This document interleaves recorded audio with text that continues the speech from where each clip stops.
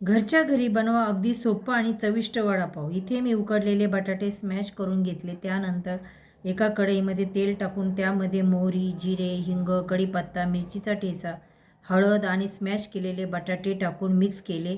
त्यानंतर त्यात मीठ आणि कोथिंबीर टाकून मिश्रण थंड करायला ठेवले। त्यानंतर हिरवी चटणी बनवण्यासाठी मिक्सरमध्ये मिरची, लसूण, अद्रक, कोथिंबीर, लिंबूचा रस, जिरे, मीठ, थोडा बर्फ टाकून वाटून घेतले। इथे बॅटर बनवण्यासाठी 1 वाटी बेसनामध्ये हळद, मिरची पावडर, ओवा, मीठ, सोडा, थोडे थोडे पाणी टाकून मिक्स केले।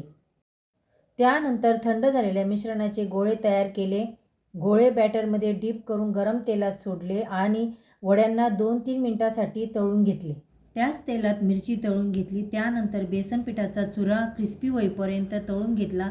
मिक्सरमध्ये बेसनाचा चुरा, लसूण, मिरची पावडर, मीठ, लाल सुकी चटणी बनवून घेतली। आता पाववरती हिरवी चटणी, लाल सुकी चटणी, त्यावर बटाटा वडा, हिरवी मिरची ठेवून आणि मस्त वडापाव खा। Enjoy your vada pav.